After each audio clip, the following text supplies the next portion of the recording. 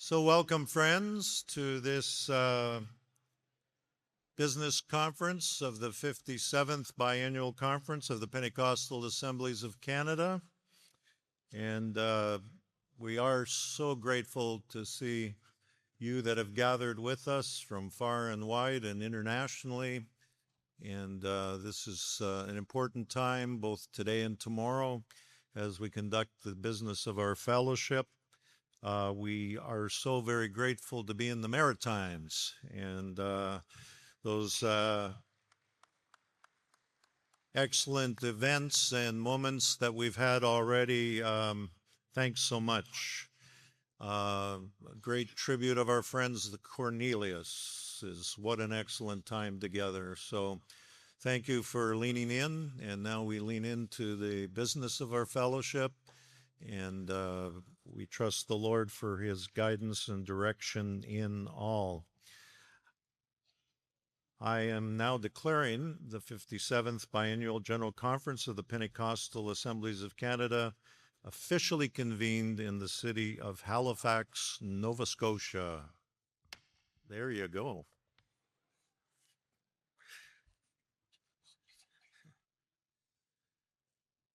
We want to, as is protocol, to ensure everyone is familiar with conference procedures, so it will be ruled by the General Constitution and bylaws of the Pentecostal Assemblies of Canada, and our parliamentary procedures will be governed by Robert's Rules of Order. So grateful to have the assistance of an experienced parliamentarian committee for this conference, Jamie Shepherd, serving as our chair, who just was announced as the new Assistant Superintendent for Resources in Eastern Ontario and Nunavut. So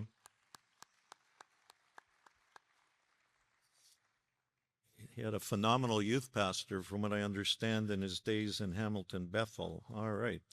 And great to have Jay Reed with us, Boniface Majanja, and who serves our Alberta Northwest Territories District, and Todd Poirier. All right, yeah. Boy, I'm going to introduce a new feature at General Conference and have vote for your favorite parliamentarian. And the winner gets an all-expense paid trip to Ottawa to sit in the House of Parliament for a month. No, that wouldn't be a reward, would it? Anyways, moving right along. Craig Burton provides such great assistance to us as our General Secretary Treasurer, and he's going to provide instructions on how we'll conduct today's voting. Thank you, Dave. I want to begin by encouraging you to use data on your phones or your devices if you possibly can. That will help us with the Wi-Fi here in the Convention Center. And in order to vote for this session, you will need to have registered prior to the deadline of midnight, April 30th, 2026. For the PAUC General Conference 2026, we are going to be using two different methods for voting. Whova polls for our procedural votes, and simply voting for the business votes.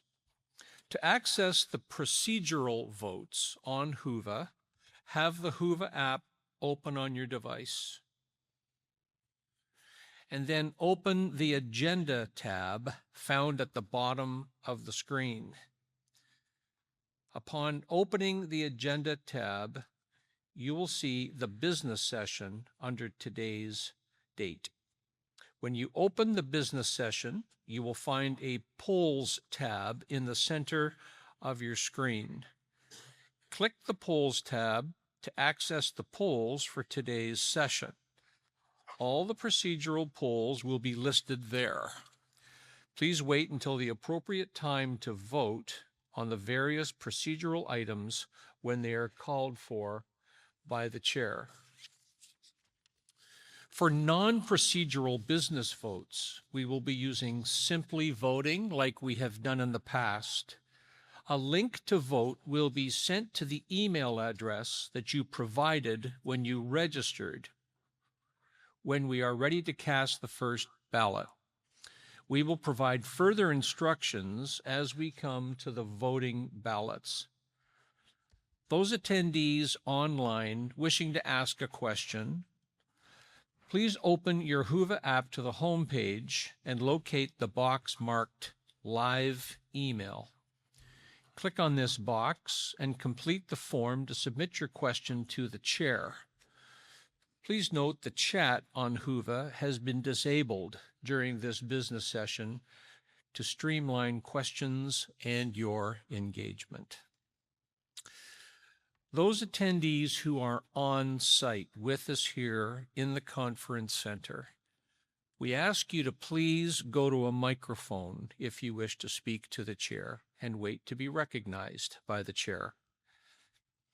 If you are a French-speaking participant and would like to ask a question in French, please come to the center aisle where you will find double microphones. A translator will step to the mic with you to translate your question. And the chair's response to you will also be translated back into French for you by the translator. It's strongly recommended that you use 2 different devices to participate. One to use for voting using email and Whova poll voting, and one to participate in the live stream experience. You must be able to access your email on the device you're using to vote on non-procedural business ballots. If you do not have 2 devices, you'll need to move between the tabs on your computer. If you need technical support at any time, please email support@paoc.org. Thank you, Craig. So we will begin with the first poll to establish the voting bar, and that will be followed by the second poll to establish the conference committees. The voting bar will be designated by those who are voting members of the General Conference of the POC, and they received the first procedural poll on the Whova app. The conference committees, as appointed by the Executive Officers Committee, Bylaw 2.3, will be shown to you on your screen at this time.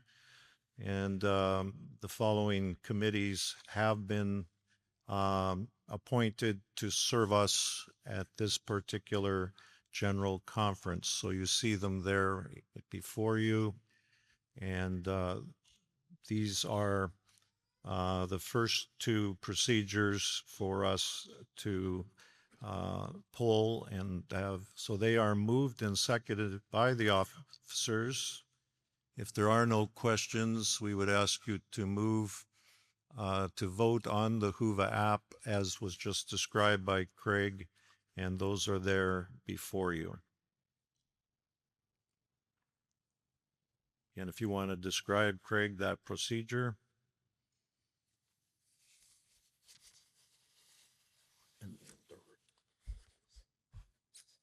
Okay. Please open the Whova app on your device if you've not already done so, and go to the Agenda tab. Then select the Business session, where you will find a Polls tab in the middle of the screen. Click the Polls tab to access the first 2 procedural polls for today's session. Then make your selections. So you have to scroll down on the Whova app to the 2 p.m. Business Session 1.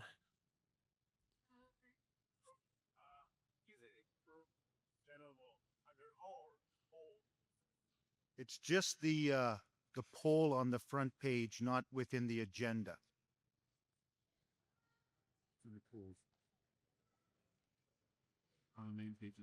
I went into additional resources, pressed poll, and to establish the voting bar and to recognize the conference committee are the first 2 polls that are listed in that manner. So that's one way to go at it too. Additional resources, polls.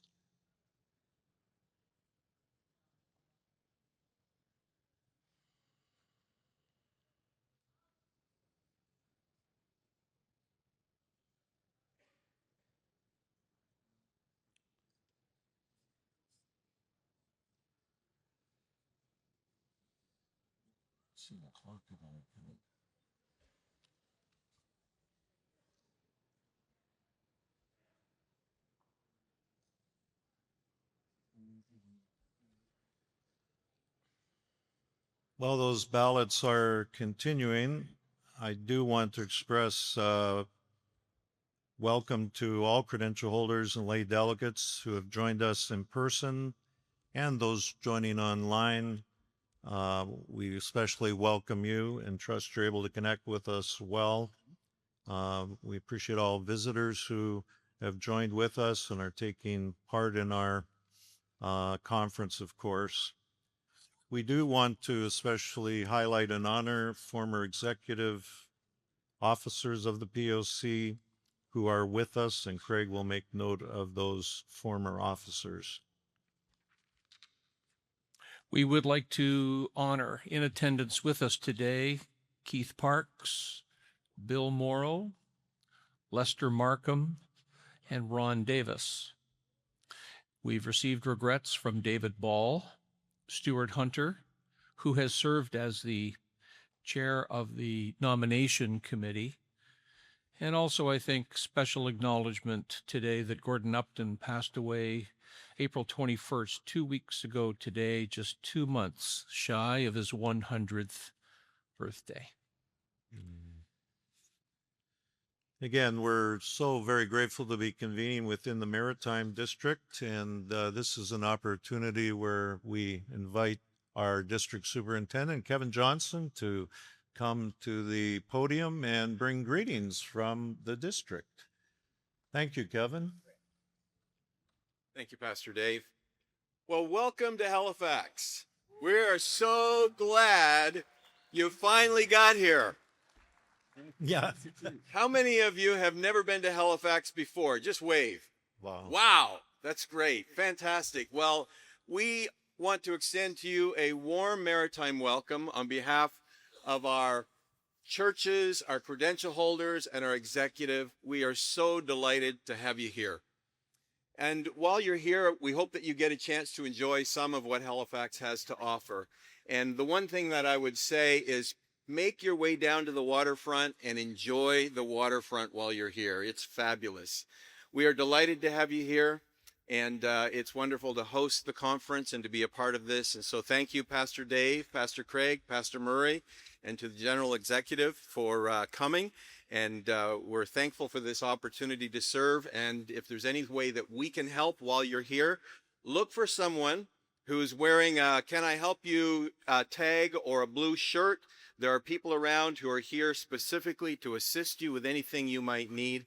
And we're so thankful that you're here. God bless you, and may God grant us a wonderful conference together.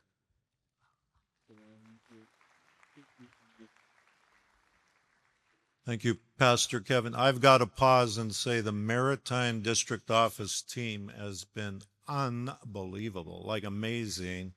And so Kevin and Anne Marie have a phenomenal team. And, well, we'll say more later, I'm sure. But Jim Malloy has, oh, my goodness, the time he's put in for this conference. So, Jim, we specifically mention your name with honor right now. And so a lot of gratitude to the Maritime District and their team.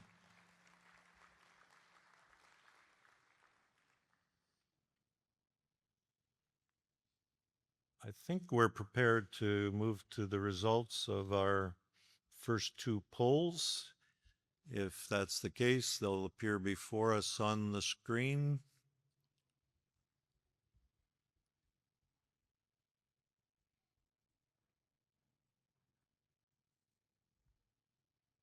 I'm going to do a little survey, Mr. Chair. Do you mind? Mm-hmm. How many people can see the polls on your Whova app? How many cannot see the polls on your Whova app? Oh, just you and me.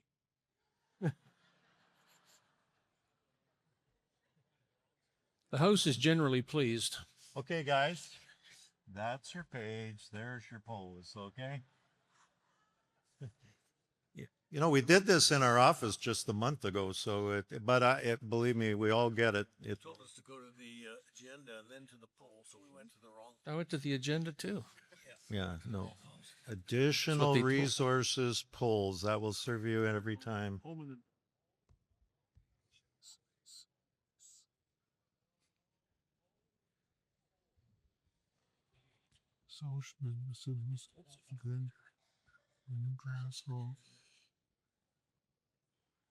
Der sitter det så ja, 3C6. Well, we'll move business along quite simply to establish the voting bar. There were 495 responses, all in favor. Keep up that good work, you guys. And to recognize the General Conference committees, there were 473 responses, 472 which were in favor. Right. So that allows us to continue our business and move forward. We'll now move to 3 pulls of procedure items: the approval of the agenda, the approval of minutes, and the receiving of the roster report. We have a slide for you to show the agenda, and this is what you'll be following. This follows the normal pattern, both from parliamentary procedure and our bylaws. And then you will notice that we will then also have approval of the minutes from the 2025 general meeting and also of the online special meeting of the 2026 general conference. We're to approve these minutes, which were convened in person in Mississauga, and the online meeting just in April 15th, and these have been circulated appropriately. And so we're just seeking approval of this conference regarding those minutes. And then we are to receive the roster report. I believe Sharon Thompson is ready to come and present that to us. And there's Sharon does a young person's work for us in the office as we prepare for general conference. Would you give her a warm greeting and thank her for all? Yep. And we welcome the roster report. Mr. Chairman, I am pleased to report that we have 565 in person and 95 online for a total of 660 credential holders and lay delegates eligible to vote in today's business session. I so move. Is there a seconder? Thank you. Now, Pastor Craig will remind us, and especially himself and Murray, how to work the polls in the Whova app. Question. How you doing over there? Question. Okay, microphone 1. Derek? Mr. Chairman, thank you. My name is Darren McCrae, global worker in Bogota, Colombia. I would like to move to amend the agenda that we would hear the General Superintendent's report first. There are many of us as global workers that have some extreme concerns that need to be addressed as related to that report, and we would like to be heard. Okay, to entertain that motion regarding procedures and agenda, I need a second.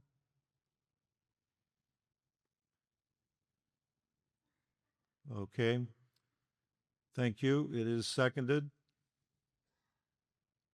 The challenge with that motion, and I will now interact with the parliamentary committee, is that our Constitution has an order that is struck related to elections and then reports. And so just give me a moment to confer with the parliamentary committee, please.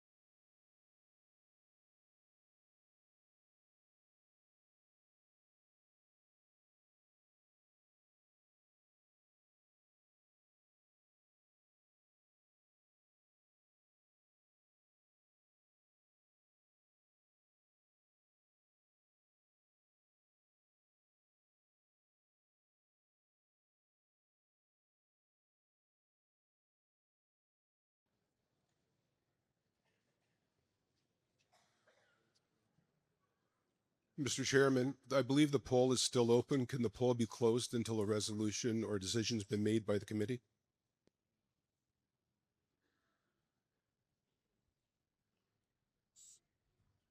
We're having, sorry, we're having a very hard time hearing the House.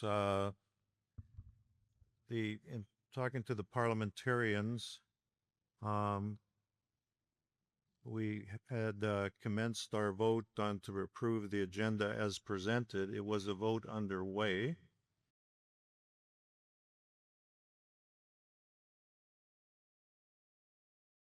Okay, unfortunately on the app it's open and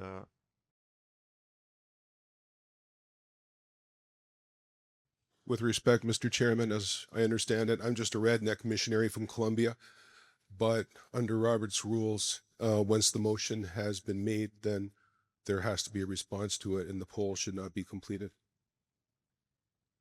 yeah, that's what I'm also Okay.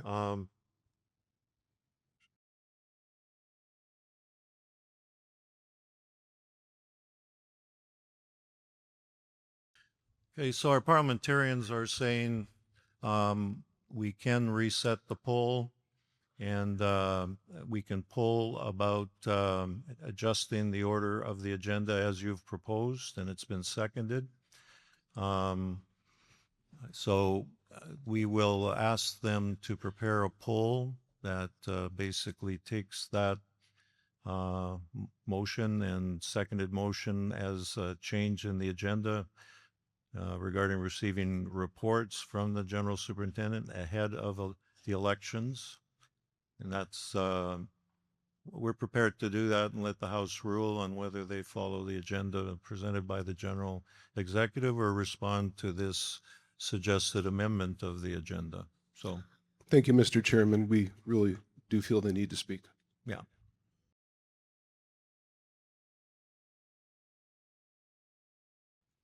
So we'll need to make sure you get a reboot on this adjustment to the agenda so that in your polling you can respond appropriately.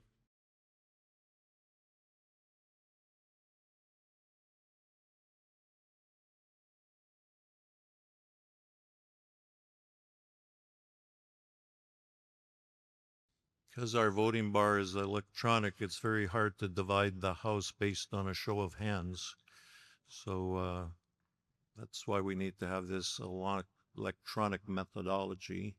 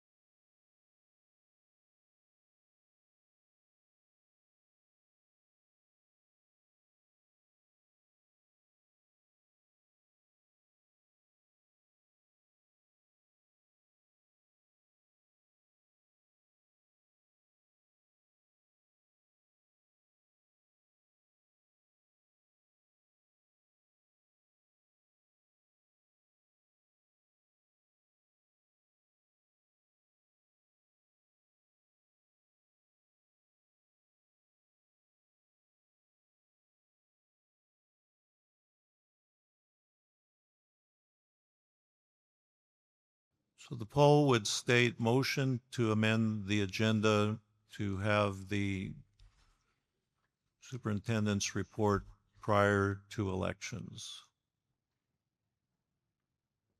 That's simple, I guess.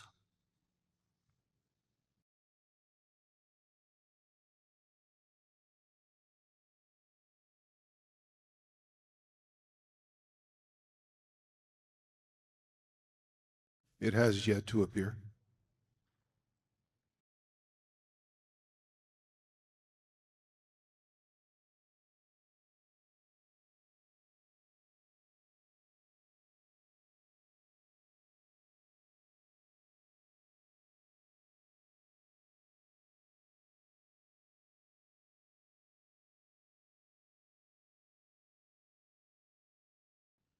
And Appreciate our help we're receiving to advise us when the poll is deployed.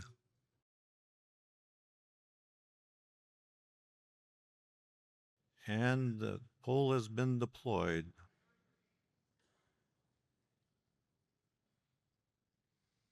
So there's a clear motion to amend the agenda to have the general superintendent report prior to the election.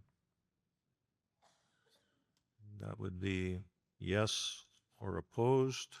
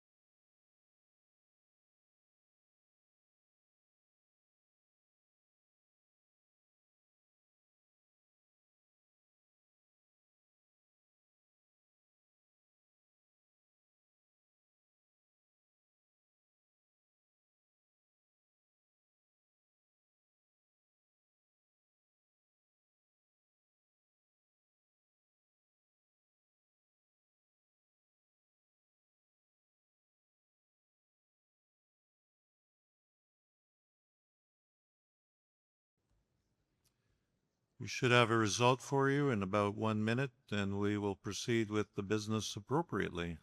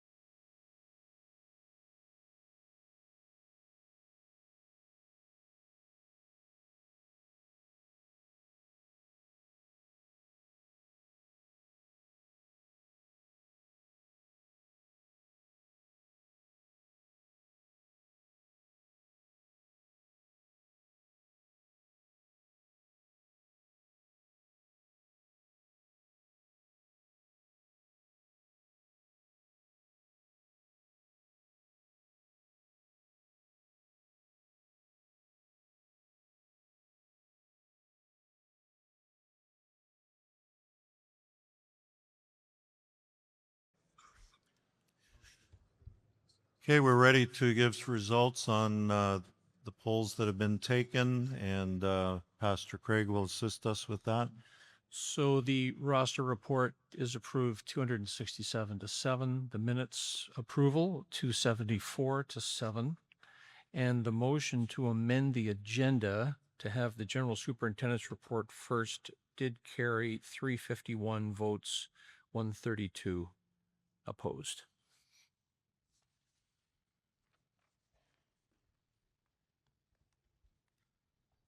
So I will turn the chair over to the General Secretary Treasurer and provide my report.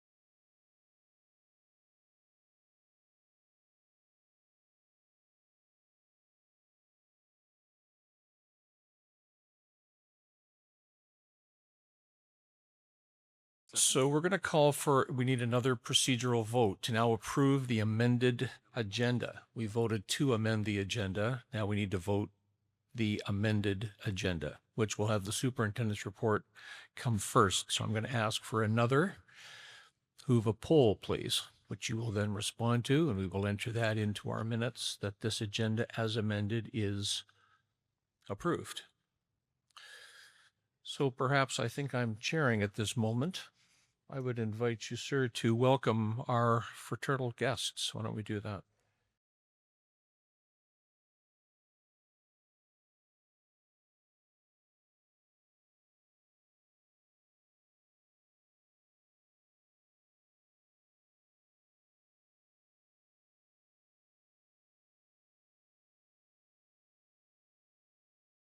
I think we're good. I'll lean in a bit. A great privilege of being part of serving as the General Superintendent of POC is the phenomenal colleagues you get to work with in other fraternal fellowships that we serve alongside of. And we first of all want to express our warm greetings to our colleagues from the Pentecostal Assemblies of Newfoundland and Labrador. Pastor Terry Snow as General Superintendent, Fraser Roberts, our General Secretary Treasurer, and Jeremy Nippard, the Executive Director of Ministry Development and Strategic Initiatives. And we do invite Terry to come to a microphone closest to him, or do you want to come to the podium? That's probably better, so you can be clearly seen. Yeah, and Terry, thanks for the partnership in the gospel and your friendship along with your team. Please bring greetings.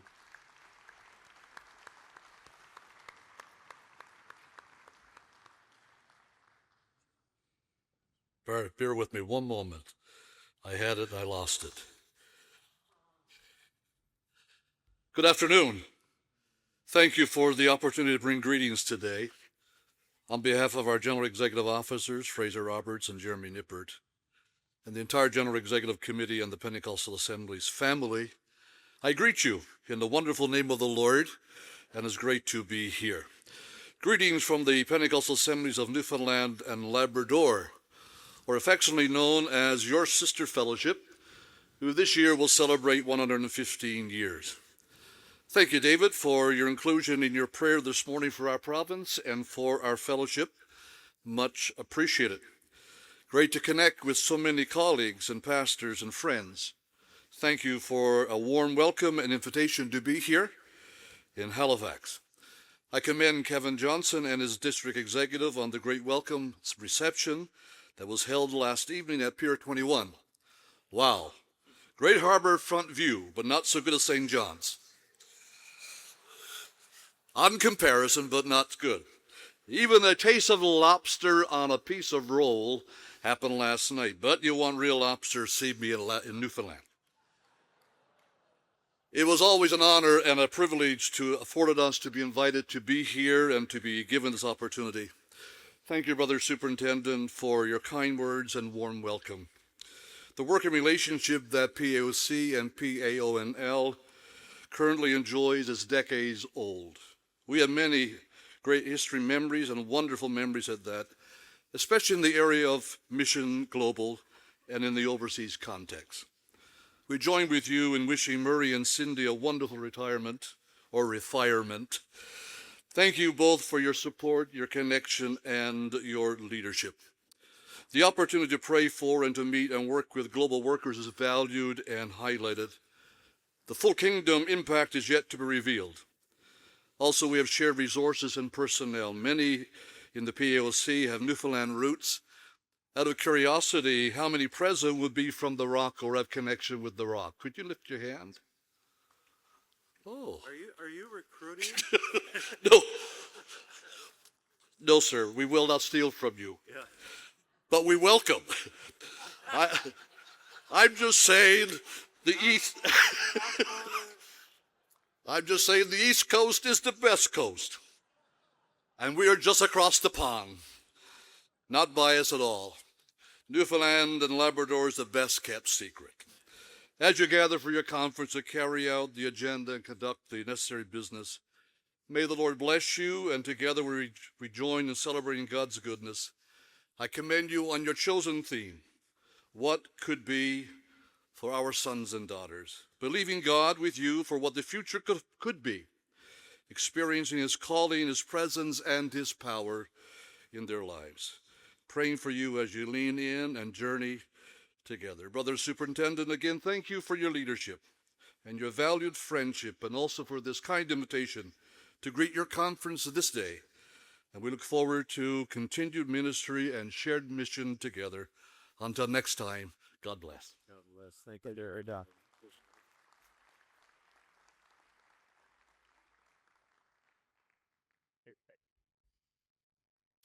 We'd like to welcome some international guests, and I'm going to call out their names, tell you who they are, ask them to stand and remain standing, and we will welcome them at the end when everybody, some of them have already decided that they're going to enjoy the afternoon rest rather than the business, so they're not with us, but I just want to acknowledge them anyway.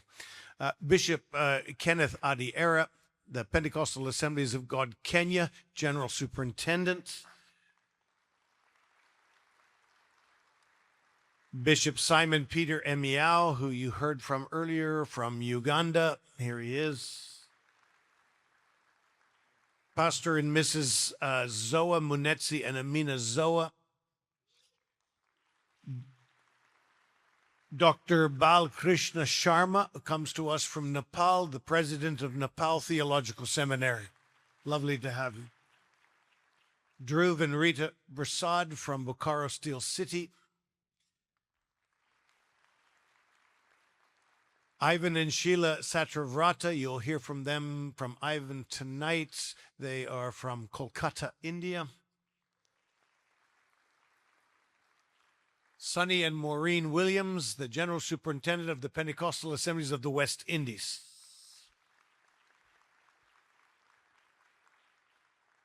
And we have Philip and Samuel Adhikari. They come to us from the Pentecostal Assemblies of Bangladesh, and I don't think they're in the house this afternoon. So those are our guests from around the world. It's a delight to have them all with us. Thank you. The motion to approve the agenda by the Hoover poll has passed 372 votes to 25. And so, Mr. Superintendent, we invite you to bring your report to this general conference. Thank you. Thank you very much. And I'm inviting Heather Card if she would come and join me. The order of my report is a little different this year, and we are celebrating so many good and right things occurring in our shared mission together. But in the first part of my report, I'd like to address a crucial matter we've been engaging this past year. We commenced a needed system upgrade that has proven very challenging. And it's especially for our missional workers and agencies, our donors, and as well as churches and our finance and administration teams. We want to acknowledge clearly that mistakes were made in how the system was implemented, while some decisions were made with a desire to steward resources well. Aspects of the implementation were not handled as they should have been. And the impact's been very real, and it has been felt across our fellowship. but most acutely by our global workers, Mission Canada workers, and those who are supportive of them. And we have heard you. We know that things, even now, are not fine. And I want to say this plainly, we do sincerely regret the impact that this has made to the parties I mentioned. And we've let you down, and personally, I'm sorry.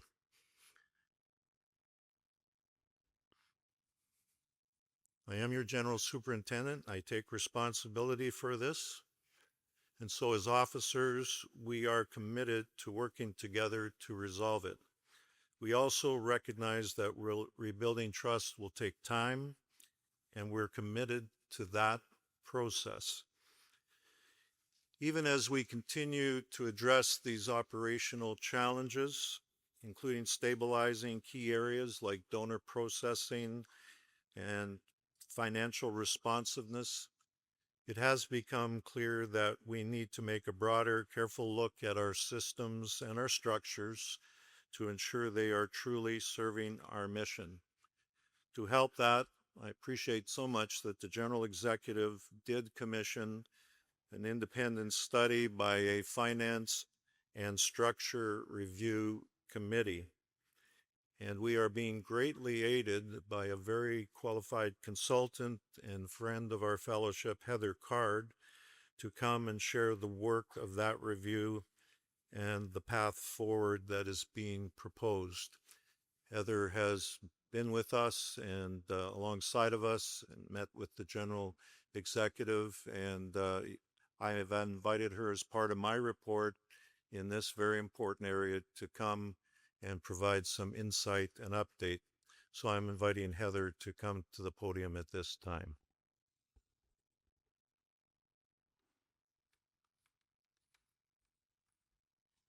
Thank you so much. And it's an honor to be with you and to share on behalf of the Finance and Structure Review Committee.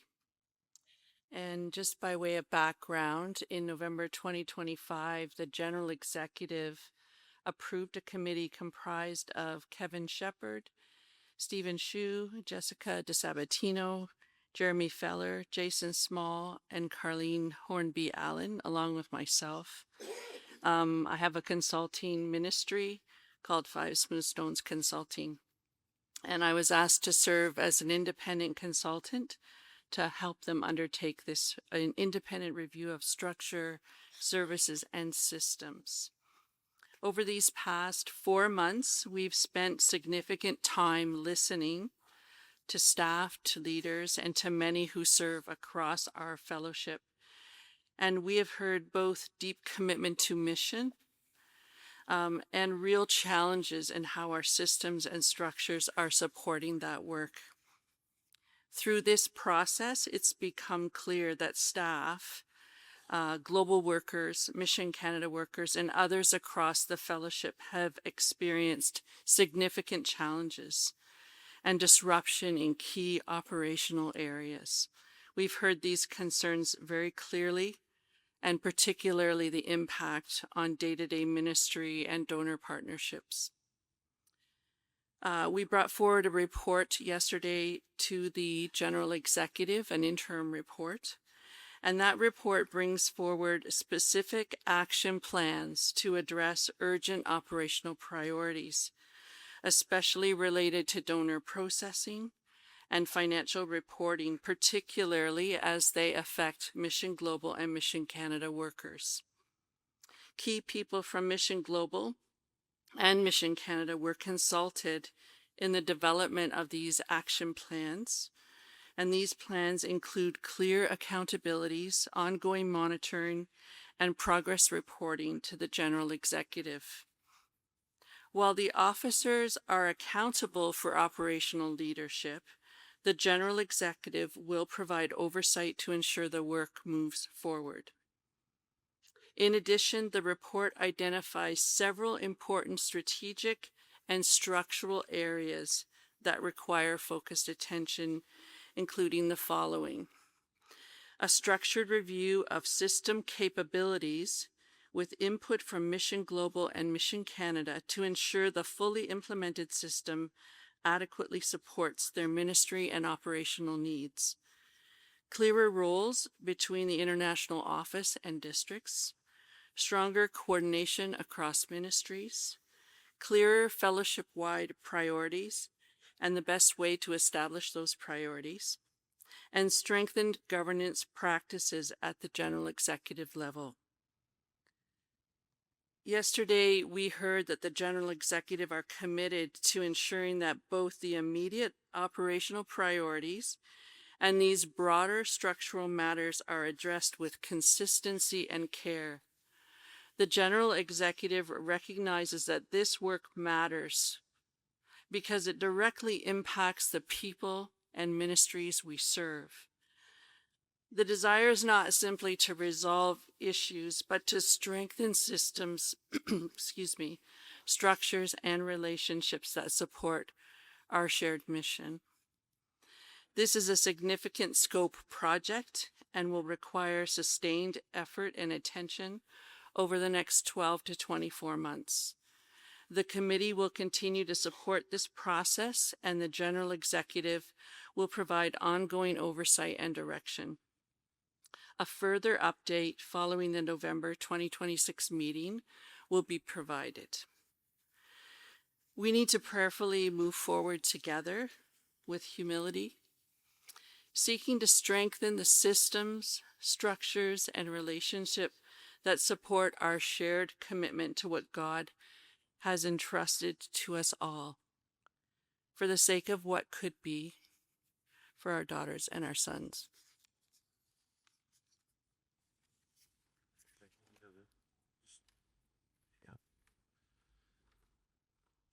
Thank you so much, Heather. And we have been benefited greatly by the quality of Heather's work and insights, and then the pulling together of the groups that she has mentioned.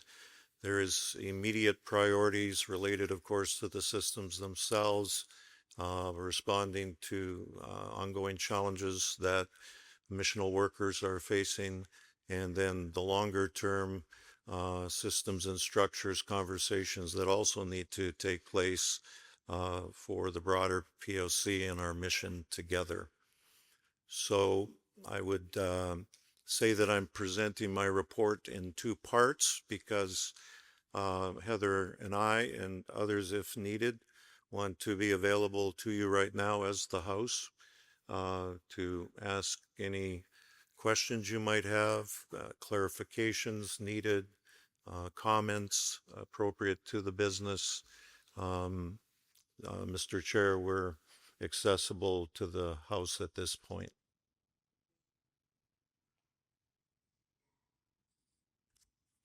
Chair's microphone, please.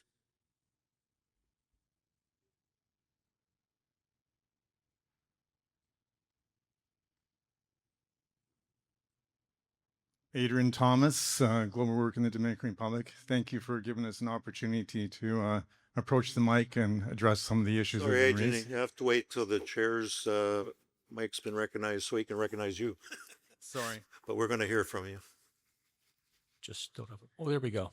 There we go. Thank you. I think as Dave has explained, his report is coming to us in two halves. So the first half is what we've just received. I would ask for a motion, please, to receive the superintendent's report. It's moved and seconded. Now, we are open for questions. Recognizing mic number 1. Thank you. Adrian Thomas, Global Worker from the Dominican Republic.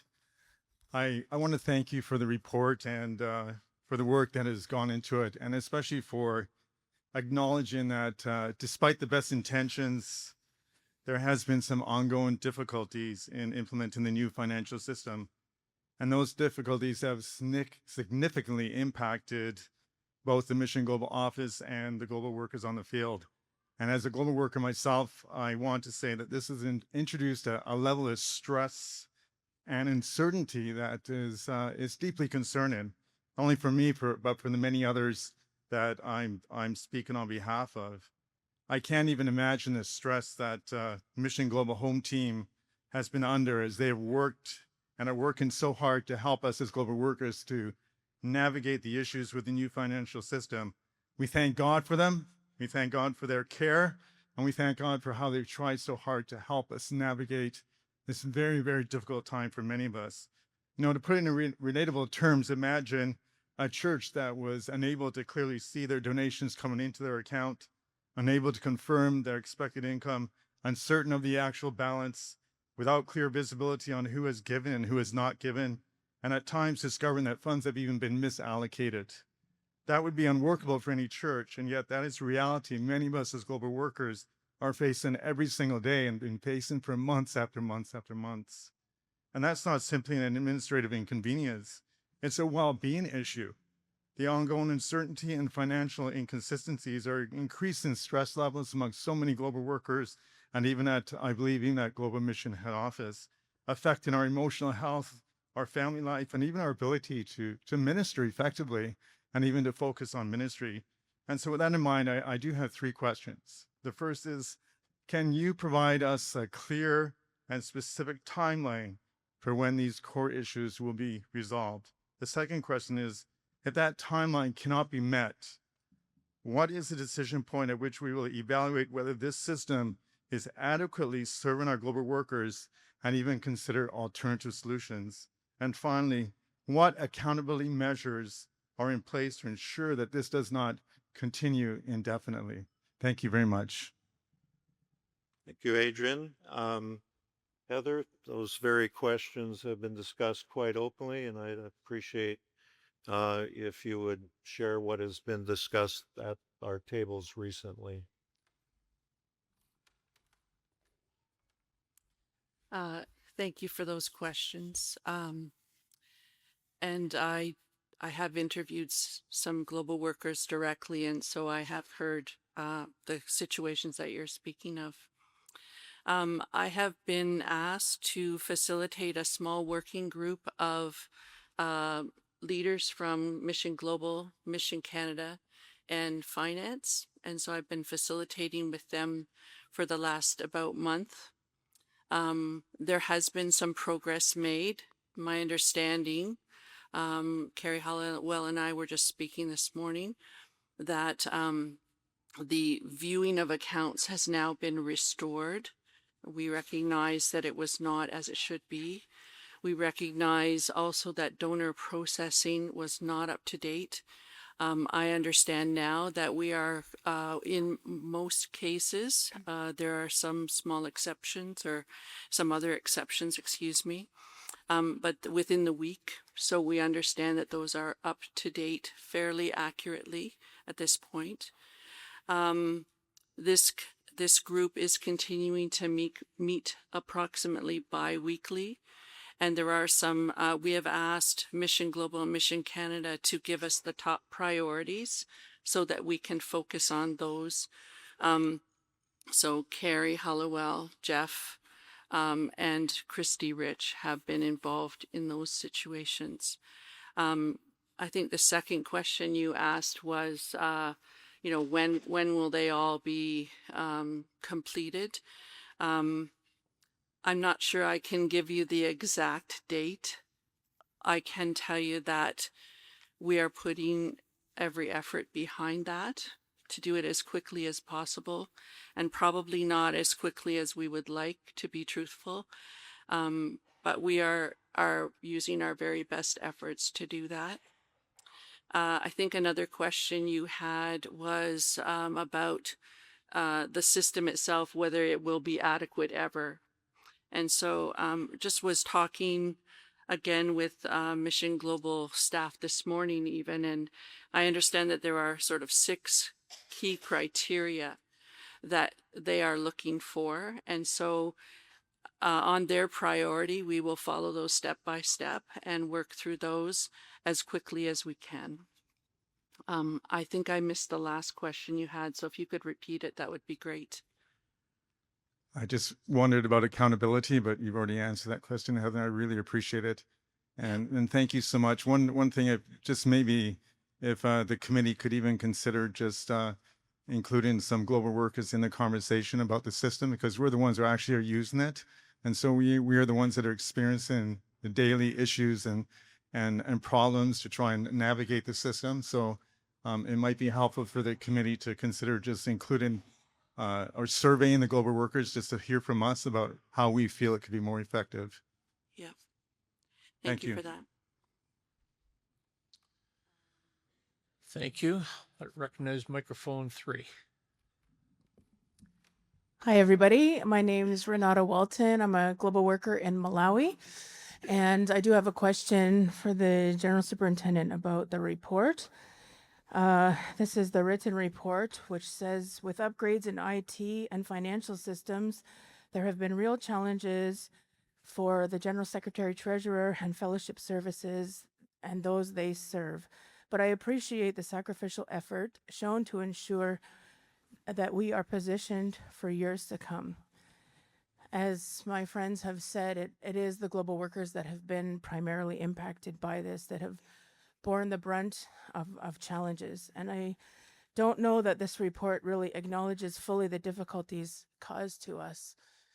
I have a regular donor who was a previous credential holder and who has since left our fellowship and left ministry, regularly gives $50 every month. He received an email of appreciation from someone he's never heard of saying, "Thank you so much for your brand new donation that's starting to support me in my ministry." When I followed it up, she was a brand new candidate going to the LAC region. This is a donation that had been taking place for years and was suddenly misplaced into a new global worker. Jeff and I have 5 kids, as some of you know, and God has been gracious to keep us on the field for 11 and a half years now. Every year, at the end of the year, a dear family in Edmonton gives $10,000 in December towards our budget. Recently, they increased that to $25,000. And as a missionary, as you know, just a kid from London, Ontario, it's so humbling each time we receive that. And then this year, the funds did not show up. As I started to track it down, I knew it couldn't have been a damage to our relationship because they had just spent 3 weeks in Malawi. We had stayed with them for a week in Edmonton, and there was no communication other than their tickets are booked for July this year.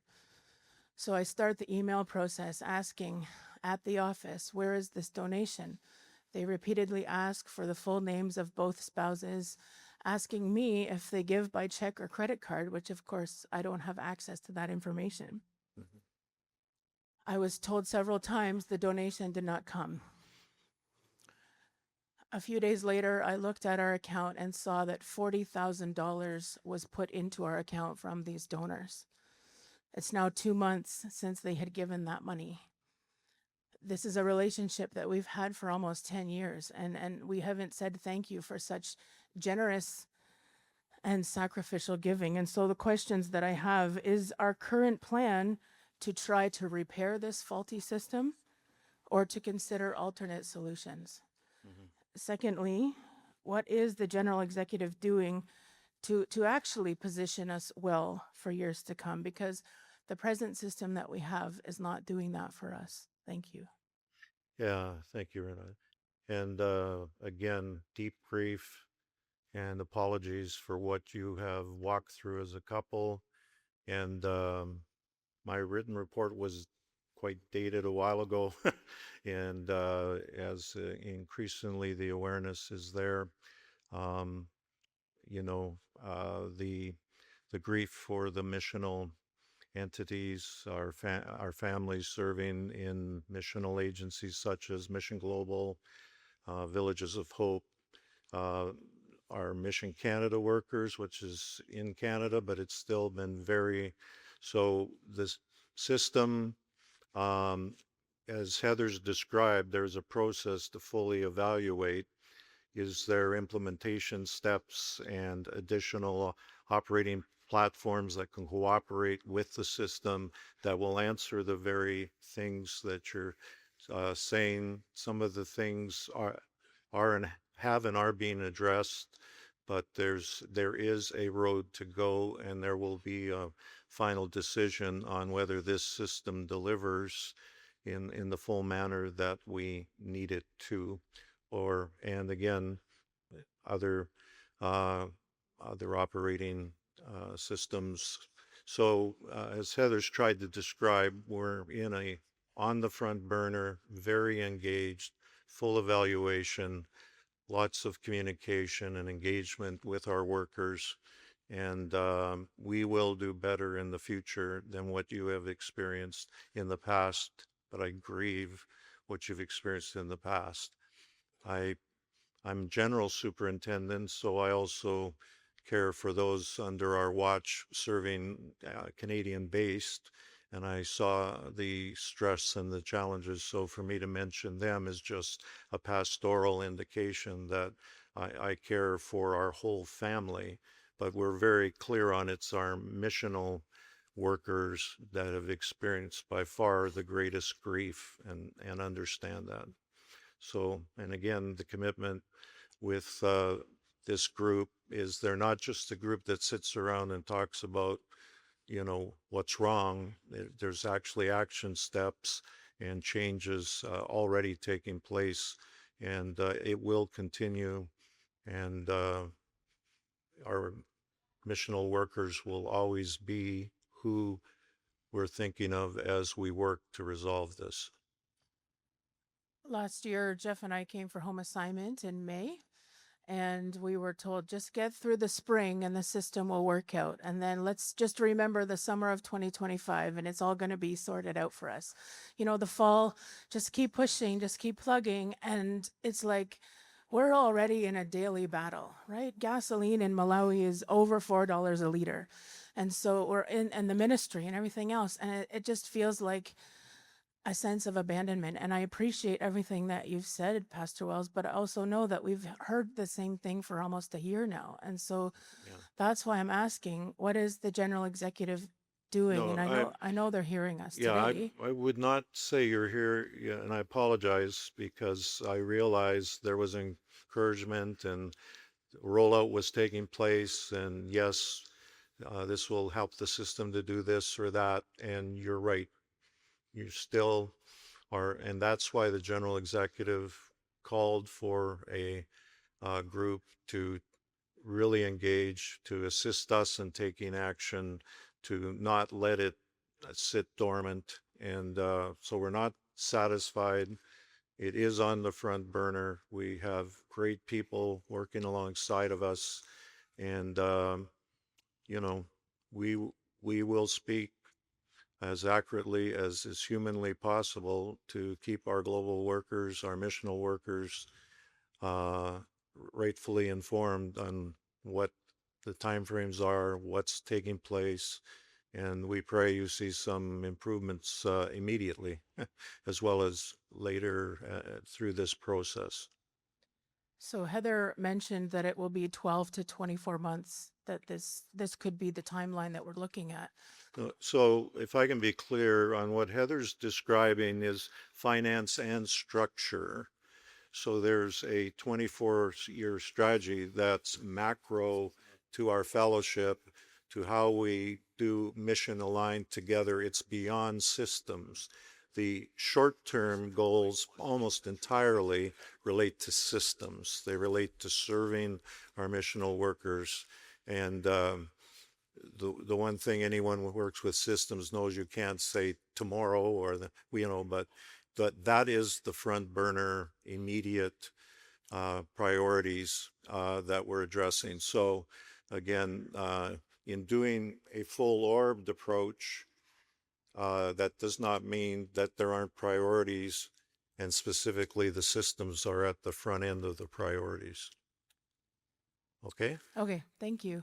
Thanks. Going to recognize microphone 1 and then microphone 2, please.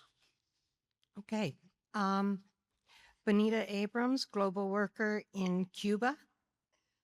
A year ago, when I was preparing to come to Canada for itineration, this came out, and I spent 3 weeks being up until very late trying to get my team in Cuba able to change to this new system. And then I spent 4 months going across this beautiful country by myself, though, driving to raise the funds. And I raised enough funds to be able to continue the projects. Cuba right now is a pressure cooker. We have no fuel, we have no electricity, we have no food. During my time in Canada, I was able to raise enough funds to go home and purchase a day center for elderly to try and help them quit starving to death. I was able to raise enough money to install a solar system, because most of the time we are sitting there in the dark for hours, sometimes days at a time, and it's a matter of life and death. If you do not have electricity, you have no protection against the mosquitoes who are bearing really bad diseases now. We also had no fence around our property, and I am an incredible target for all of the people who are desperate in Cuba. I got home, and one of the people who had funded $17,000 to begin the solar power process, their money didn't show up. They sent me emails proving their bank had put it into our bank. Eventually, 3 months later, Carrie, and I thank the good Lord for Carrie. Carrie found it.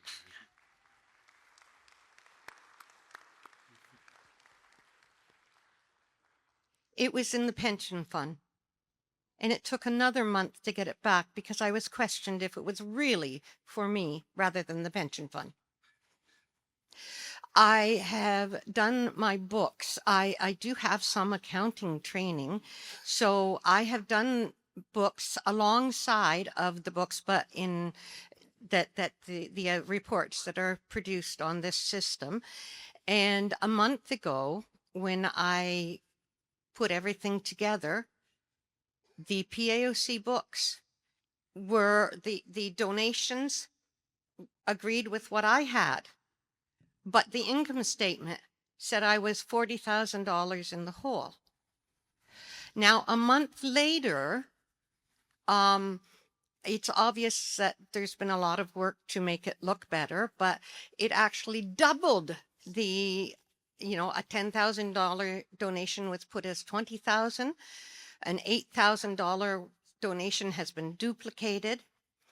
Even in a month after speaking to someone from the special committee, my books are in my account with the PAOC is in a mess. And not only that,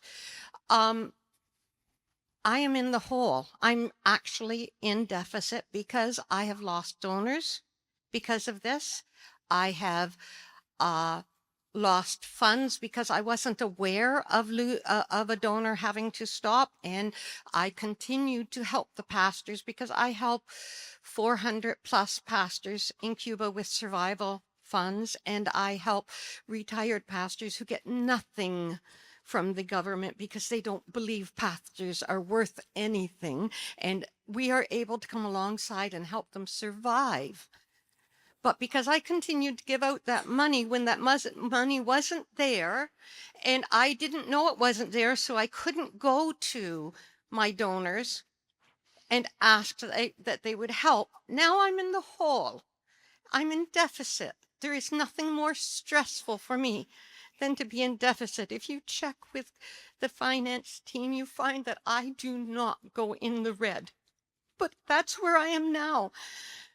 My question is, how long am I going to have to run a second set of books like I'm a criminal to know what kind of funding I have until the PAOC realizes that we need a system that is for charitable organizations, not for some business forum that is putting the reports for food for the pigs that I raise to feed the elderly in the same place as they put the funds for the pastors that we're giving survival funds.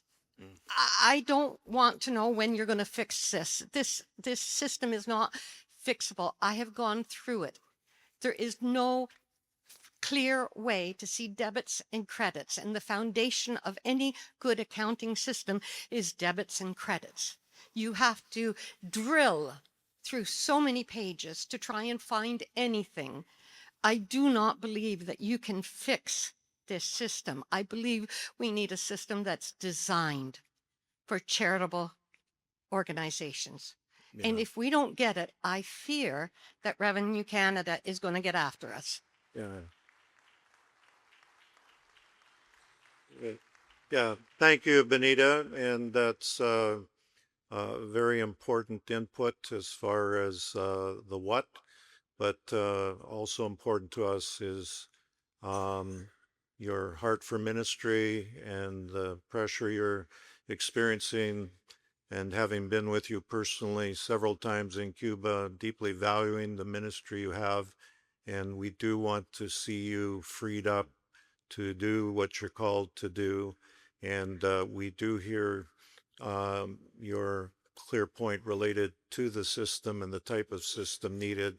And Heather and others would certainly verify that that is right on the front burner again of the conversations as you've described it. So we're with you. We hear your heart and we feel the pain, honestly. And But again, you we're don't. not. Please understand, we're not sitting on our hands. We are directly engaging at all levels, and as has been indicated, the general executive is very engaged through this finance and structure group to ensure that we land where global workers are cared for. But, sir, forgive me. I don't want to hear that it's on the front burner. It's been on the front burner for over a year. And you guys are destroying our ministry. I'm watching people die of hunger. And you're fussing about a system that doesn't work. Please, please do something. And do it now. Not in 24 months. No. No.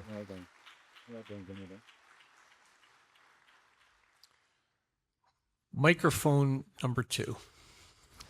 Paul W., a GW from Asia, and what we've heard thus far from Adrian, Darren, from Jeff, from Renata, who spoke, from Benita, every single global worker and Mission Canada worker have experienced these kinds of stories.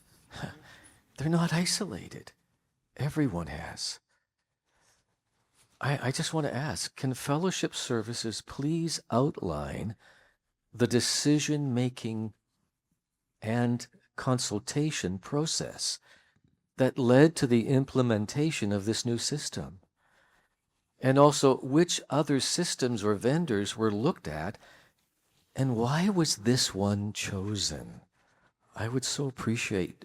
We would appreciate knowing the answer to those questions.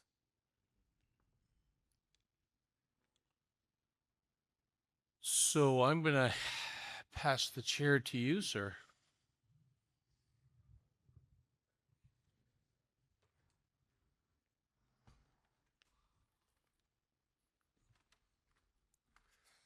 The floor recognizes Craig Burton to respond to that question.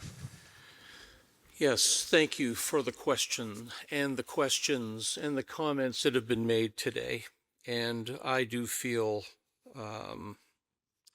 our General Superintendent has honorably been the one to lead this conversation this afternoon under the guise of his report. And I certainly do appreciate him doing that, in that he is representing the partnership of us as 3 officers who have been working together, representing the various dynamics and needs across the international office. I want to as well express my regret and apology for the frustration that has been experienced by our precious global workers and Mission Canada workers. The frustrations have been unacceptable and the challenges unacceptable. You're already living in very, very challenging dynamics. And our heart and our commitment is to serve, support, and care for you. And I want you to know that I personally take responsibility for the portions of the upgrade that are directly related to my downline and my team. And the system in its implementation was not done perfectly. There were errors and mistakes. We obviously are hearing about the dynamics of what that looks like and feels like for those of you serving on the field. And I want you to hear me. I take responsibility for those decisions that I had control over when it comes to the implementation of this system. So the system itself was being implemented at a time when our team was lean, and we immediately began to hire more staff as early as last July to add additional strength and additional staff to work with the challenges that we were recognizing. In that environment, mistakes were made. Errors happened. The team being somewhat overwhelmed and doing their best were making mistakes. And so what you're hearing is true. There were errors and mistakes that were made. And the system has provided us with a much greater level of transparency in terms of our accounting processes and our reporting capabilities. It's still not perfect. We're working our way through a number of those dynamics.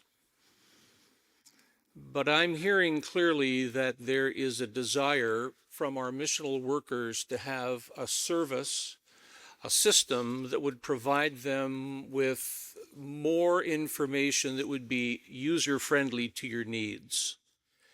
And I will do my very best to ensure that we find a way to implement and provide something that would provide far better donor care and assistance for you on the field for the work that you need and the information that you need.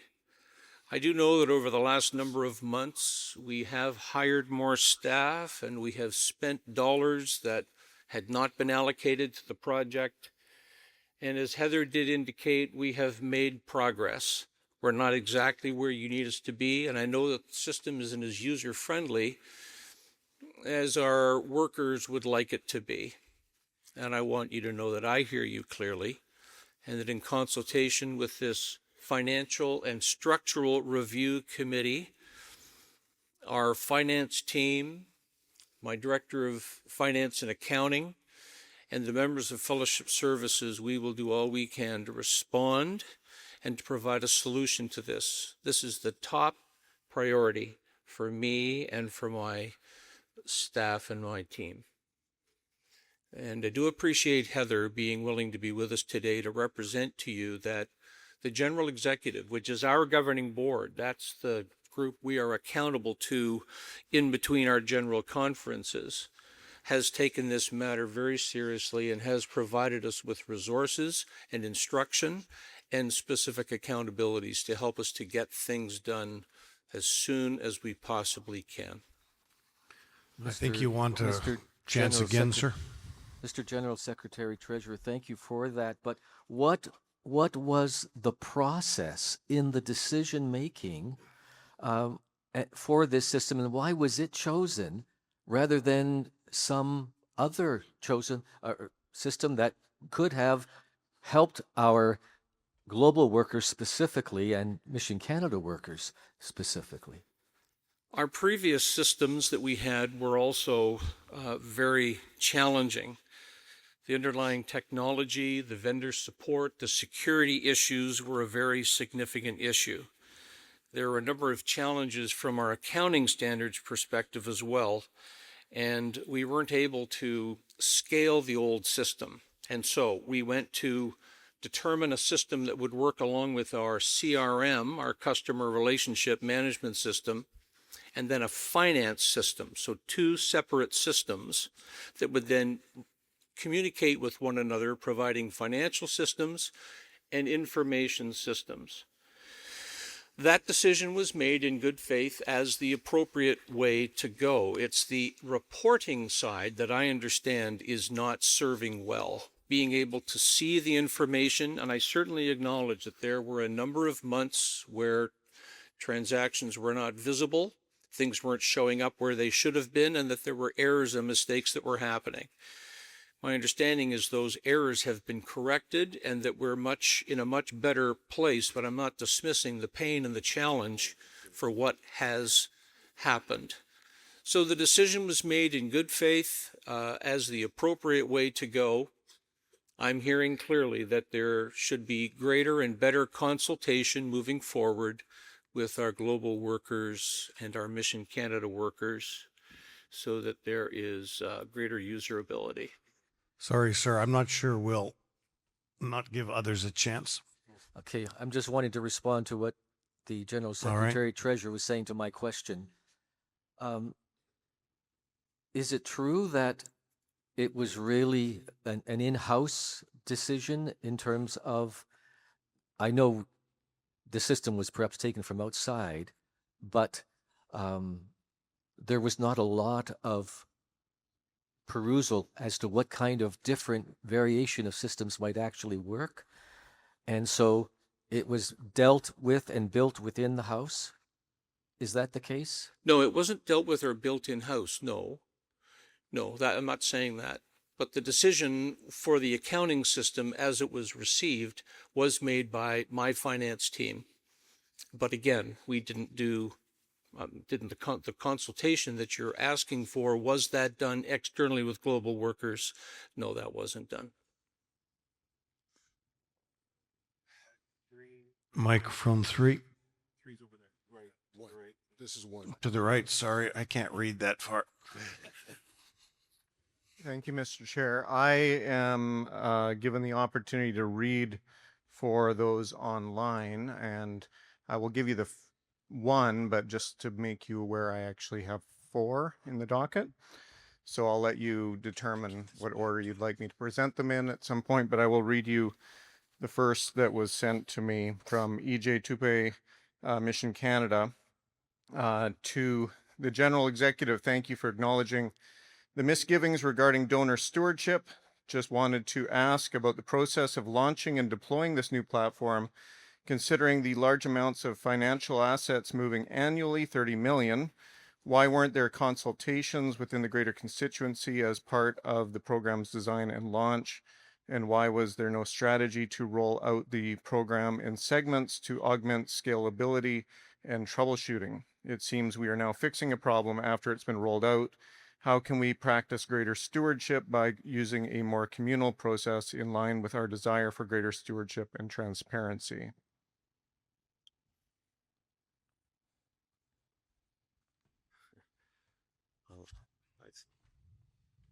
You somewhat referred to that in your most recent comments, and but please broaden on that. Paul, I'm going to ask you to repeat portions. I confess there's a reverb up here at the front of the room that's making it hard for me to hear. I apologize. So could you just give it to me again, maybe in short bursts, and I'll respond as I'm able. Basic question here is, considering the substantial large financial assets that are moving, why weren't there consultations, greater constituency involvement in the design and launch, working on maybe a slower rollout that could have managed some of the troubleshooting rather than dealing with the problems that we're dealing with? Well, I think the answer to that is that the old system was broken, deficient, and causing us significant problems. And so what we had to do because of the old system and it not working was the implementation of a whole new system. We didn't upgrade what we had. We had to implement something brand new. And you can't do that in phases. It's shut down the old system and migrate everything over to the new system. And friends, it's something that we can never do again. We've got to have scalability. The new system that we have does have scalability, and as we grow and continue to grow, we will be able to enhance it and do things in more of a phased approach. But the experience that we've just come through has been the implementation of a whole new accounting system. And so because of that, there was the challenge associated with taking old records and moving those over. And it was extremely complicated because of the multifaceted, complicated nature of all that we do. And that's why it was done in one action, the way it was done. You have other questions, sir, that are online? Yes, Jeffrey Walton, Village of Hope, Malawi. Renata and I lead the Village of Hope in Malawi. We have 489 children who have come to our center from the surrounding community every day, 42 people on staff. We rely on monthly wire transfers to pay our staff, maintain our twice daily feeding program for the children, and to cover all other operational costs. In January of this year, we did not receive our wire transfer of $30,000 Canadian for our operations costs on the expected day. A week later, it was still not in our account. We were not informed that there would be a delay. When we followed it up on it, we were told that the responsible person at Fellowship Services had run out of time to process it before going on their annual holidays. The responsibility for completing the transfer was not delegated to anyone else, and therefore the money was not sent. Renata and I had to use our savings and credit card to carry the vital aspects of the ministry to the best of our ability. It was extremely stressful and financially debilitating for us personally.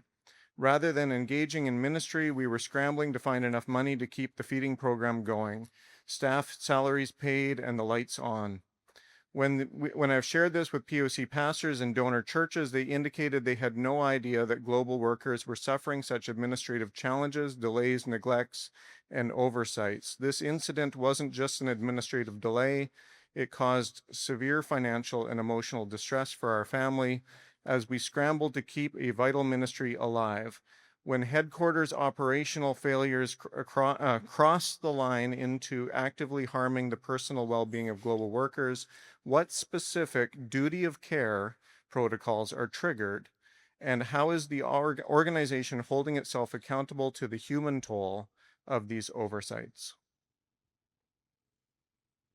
Well, I'll take responsibility for the challenges that we're facing. As I mentioned, our general superintendent is including this in his report, but a lean staff, a limited number of people, and structural change that is absolutely necessary, as you heard Heather reference, that has to happen. And that has to happen at the general executive table, and it is happening. We have experienced tremendous growth, and we thank God for that across our Mission Canada and Mission Global worlds. We see God's hand at work, and we must also be investing in our systems and structures that serve and support the work of the Lord around the world and here at home. So I am heartbroken to hear the reports as they're being shared. Limited staff, people coming and going, people taking a break or a holiday. I can't comment on the exact management decision relative to that specific situation, other than to acknowledge it and to express my profound regret for what happened. Thank you. I'm going to, on the advice of our parliamentarians, limit our debate and questions to those that are actually standing at this point. So please, if you're not, don't come to a microphone. I will continue with this microphone here. Thank you, Mr. Chair. The third question that I have out of 4, so just, Doug Frederick, BC Youth Director, is this happening to every international worker? Thank you. That was the question. If this is impacted and happened to every global worker. Well, every global worker and Mission Canada worker has received the new system, the new portal system that they're using. I don't know or believe that all of our workers have had the kind of difficult challenges you just described with that donation. As Heather indicated a moment ago, there has been good progress by a team that has been working hard, and it's my understanding that we've made that progress and that things are much better than they were in the migration period when the system was down and we didn't have any visibility, that things are much better now and that we've made very good progress. But I'm sure it's affected everybody in some way, shape, or form because we closed down the old system and then we had to migrate everything over to a whole new system. So I'm surmising. I'm sure it's affected everybody. It was a challenging season, and the migration over has likely affected everybody in some way, shape, or form. Yes. Thank you.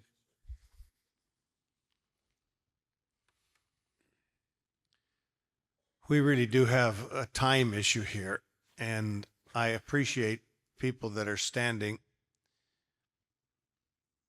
We've heard the seriousness of the problem.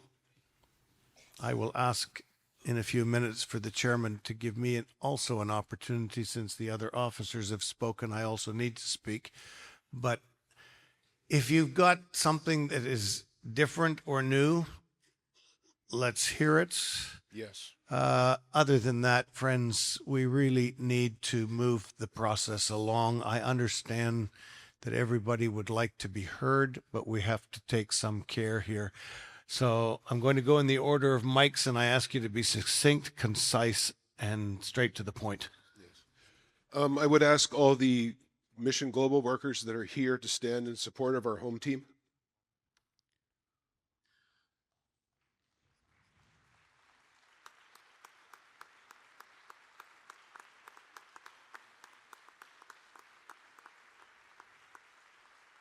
Many people do not fully understand the levels of stress that global workers routinely deal with. We operate consistently at a level of stress that is 3 times the norm for most people in ministry, where if it were not for God, health problems would be guaranteed. And to just comment on what the Secretary Treasurer spoke, I've had donations disappear from my account this week. It is ongoing. Things are getting better, but it is bad. But to the extreme difficulties that we as global workers have faced, our Mission Global staff has been working hundreds and thousands of unpaid hours just because of their love for us and their dedication to the kingdom. It is not unusual for us to write our senior staff, people like Carrie Hollywell and many others, writing them at 10 or 11 o'clock at night because we're working, and then they answer us immediately because they're awake and trying to resolve a long list of issues. Many of these people are burnt out. They're consistently working at the point of tears. We've seen their tears in our Zoom calls as they're trying to hold it together as they support us. And they are a prayer away from quitting their jobs due to sheer exhaustion. If that happens, I'm not sure that we can survive the fallout as global workers. So my question is, what is being done to lighten their load, acknowledge their sacrifice, and give them a break from an impossible situation?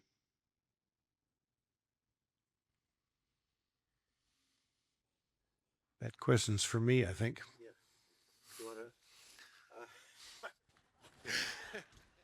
Okay, sure. Yes, yeah.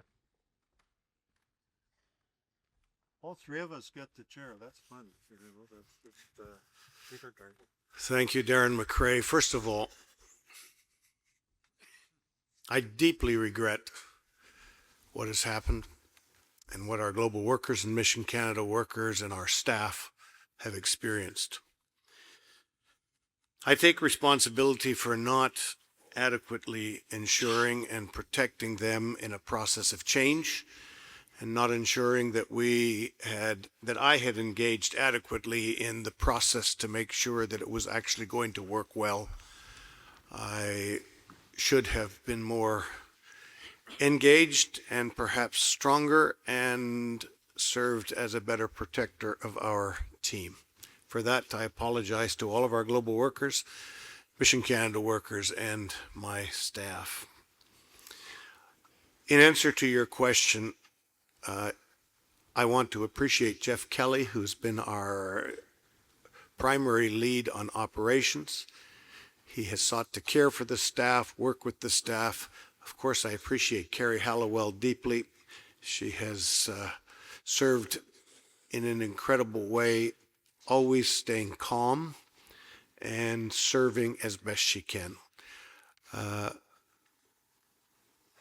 However, in the midst of crisis, we continue to ask them to continue to do as much as they possibly can. We will consider ways in which we can compensate them for that extra work. So you asked about the staff, that's how we will respond to the staff. So again, deep regrets.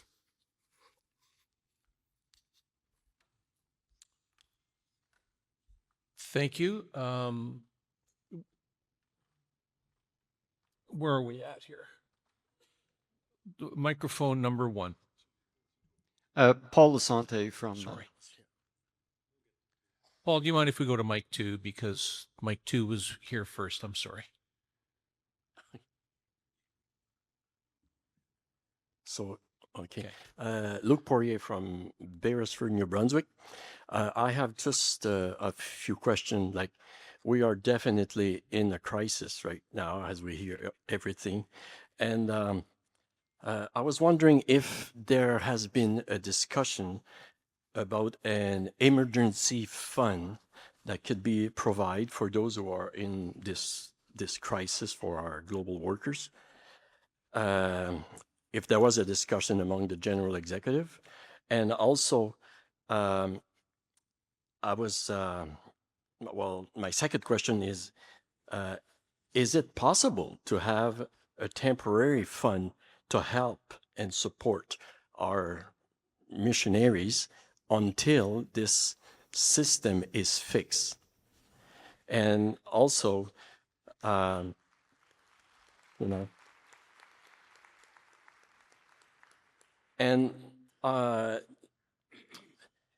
is it possible to have a side accountable system to, like, when we do help our global, our missionaries, that, you know, that I'm sure and I'm convinced they'll be very honest and they work very good.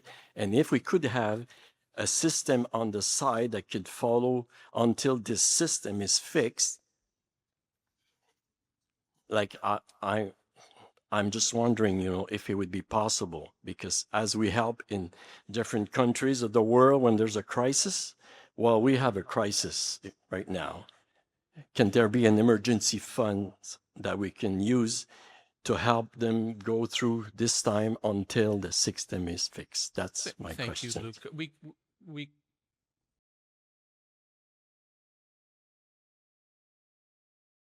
I'm chairing. You're going to chair now.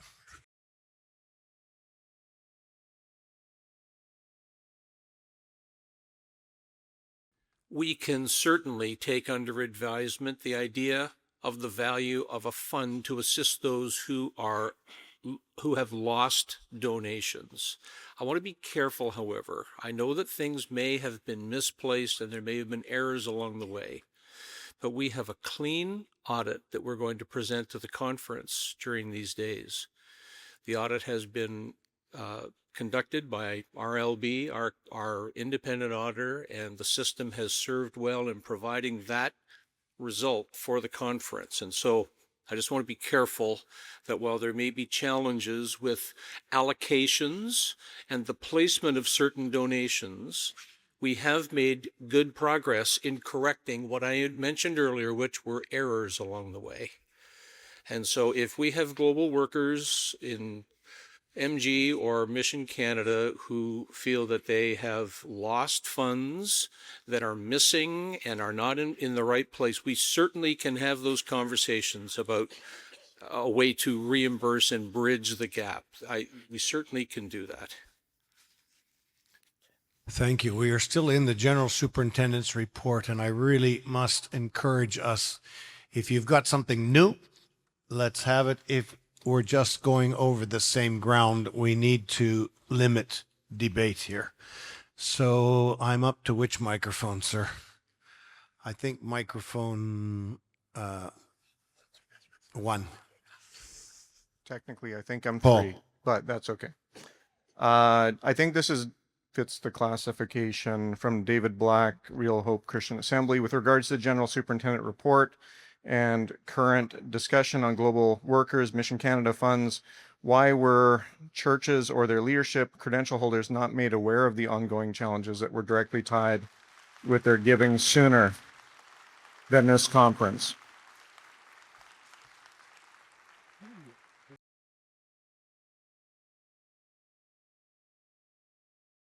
Yeah, thank you. And there was a need, clearly, for greater depths of communication. And again, I will take responsibility for that as General Superintendent because I am engaged with the constituency. I knew there was concerns being expressed at all levels. The great thing about our mission strategy is it runs right through our local churches through to the furthest points, and therefore that takes a massive communication thought to ensure. And we began to have a rollout of communications as things became clear that deadlines were not being met, things were not accomplished as we had envisioned in the original timelines, but it was never adequate to catch up with the lack of information, the lack of knowledge, and lack of clarity. And we also knew that missional workers were communicating back and communicating directly to sponsors and to churches. And that is part of the sponsor or church support trust that has to be rebuilt clearly. And so that will be part of this process as well, about being very aware of a missional DNA and that we get a missional DNA about the full circle, both of operations and also of communication. And I'm committed to you, and especially to our missional workers, that that will be on the front agenda of absolutely every discussion that we have going forward. We have to think the full circle and honor our Mission Global and Mission Canada workers and others, but also honor the local church, honor the sponsors, and become much better at the sponsor-facing side of what we do. So again, apologies to that person questioning, but to the broader house that obviously recognized that. Chair recognized microphone 1. Paul? So I'm 1? Yeah. Yes. I guess I have a comment more than a question in relation to how the system is built. I think that it's not just a question of global workers, but also of churches. This is the kind of information that I would never share to my church because it discourages giving, right? But I think that the system needs to provide a way for churches to see that, you know, what we've given, where it went, and that's not part of the system right now. And so we've asked that question many times to the office to know, okay, so we have to rely on a person or an email from somebody to know what's happening, you know, what we've given. So, I mean, this is not new stuff. Like when I give a donation to Doctors Without Borders, whatever, I give $50, I know I can go on their system and I can see I gave $50, right? And yet for PUC, you know, we often don't know exactly what it is as a church. We can't sign into a system and see which donations went where, right? And that would be useful. Yeah. Thank you, Paul. Duly noted. And there is some reporting factors previously, but now I'll let the chair, we're being pointed to microphone 3. Microphone Yeah. 3, I think that is. Thank you. Josh Reynolds, Summit Pacific College, Abbotsford. This is obviously a very significant issue, and while I appreciate the executives team look forward in terms of assessing a plan and their empathy towards our global workers, I'm still very unclear on how we got here, and I believe this fellowship deserves clarity on the implementation process. And so I specifically have some questions. Number one, what was the scope of stakeholder engagement prior to deployment? And specifically, how are downstream users, such as our global workers, engaged on their needs and use cases? What was the RFP process and how many options were considered? And what were the selection criteria? What were the additional staffing needs anticipated? And were those filled prior to deployment? And who made final approval of this new system or who reviewed that approval process? Thank you.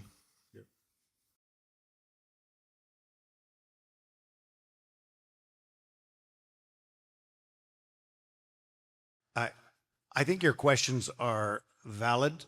They're real. If I could encourage you by saying those questions are currently being addressed by the team. They are looking at those very things, and we're not overlooking those questions. That's why we have brought in an independent consultant to help us to make sure we are covering all of our bases. So to answer those questions, just standing here in this context, sorry to be a little bit overbearing as a chair, but it's just those questions are complicated. They're long. It would take a long time to answer all those questions. We have experts that are looking at it at the moment. With respect, I'm content with a bird's eye view, but I think this fellowship deserves an overview of the process that led to this outcome, given the significant disruption that we're hearing about.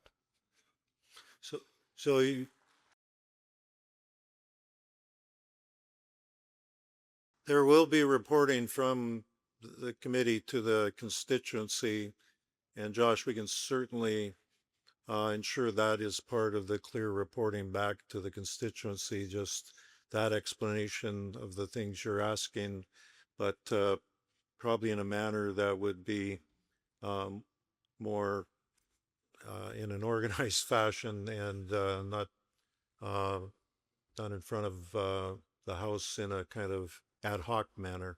So to be clear, we're declining the opportunity to provide an explanation of how $40 million accounting software was deployed.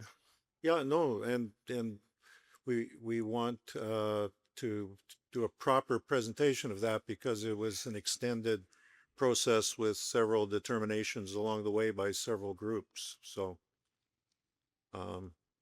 let us get that response to you, but please don't hear me stick handling. It's just to do a better job. Let us note very clearly that's part of the questions being asked, and that's what we want to respond. And like I said, the communication loop needs to go to all those who were impacted, including our donors and churches. So, and I'd like to express my extreme disappointment that that was not prepared prior to this meeting, because I'm going to assume this was not a surprise to the executive, and it's concerning that there's not an explanation of what led to this outcome. Thank you. Yeah. Thank you. Chair recognizes microphone 3. Natasha. Yes, Natasha Machadevito from Bucktush, New Brunswick. Just quickly, upon asking this question, you might think it's already been asked, but I specifically would like to know if our superintendents and district executives knew about this. as in Maritimes, your district superintendents? Yeah, anybody's district superintendent or all of our district executives. There would have been their engagement both at the Mission Global Committee and especially the General Executive.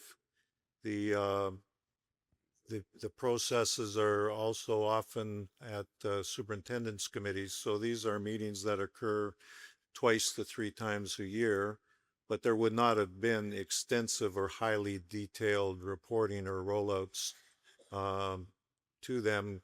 But certainly there would have been updates from the officers related to the financial system and its rollout. Yeah. So since I wrote this question down, I asked about 10 pastors here if they had heard about this. 10 of them said no. Made my way to an executive member or two. They said no, that they hadn't heard of it. And the reason that I say this today is I think it's a really super important for our global workers who are here and online and abroad today to know that if we were given the chance, we would have checked in on you. And we would have showed you care.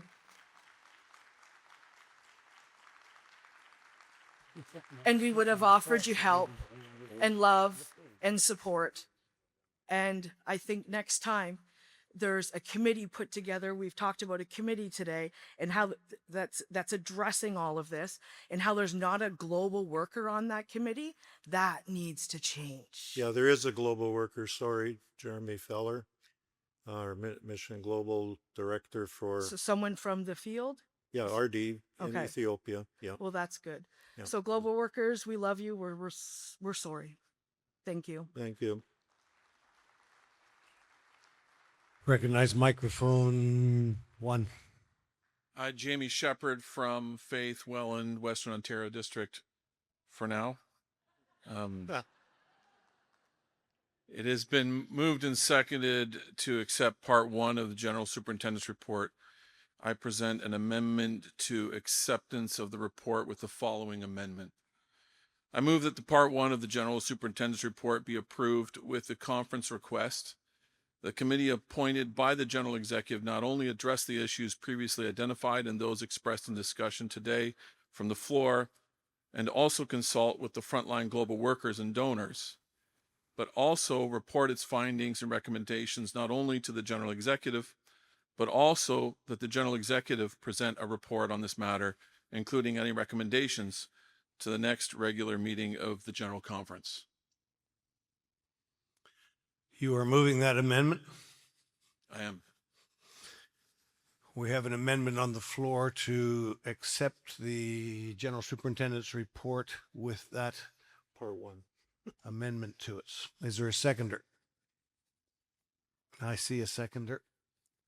Can I just speak to it briefly? Yes. I appreciate and sensitive and care about missions. My wife grew up on a mission, so I share with the sentiment. But I also believe it's very important to make a good decision now and a rushed decision in response, or a rushed report in response. And I know there is many details and a lot of information, but it's of such magnitude that it would warrant a thought-through, thorough report and response. And so I appreciate the steps that have been taken, and it's some great feedback here. I believe this motion not only recognizes the feedback from the floor, but continues to arrest the process to consult frontline workers and churches and donors, but also, from what I understand, since the committee was struck by the General Executive, this amendment would require not only for the report to go to General Executive, but would make it a conference requirement for it to come back to the conference, and that's why I made the motion I did. Thank you. Would you kindly offer that motion, and there's plenty of that too. Would you offer that motion back at the table so it can be polled and we can have a poll on that? If you could email it to them, send it to them, if you haven't already done so.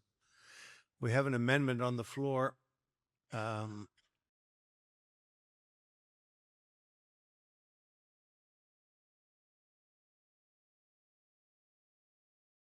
So still recognizing microphone 1, this will be the final question. We have limited and we are going to stick with the limits that we set.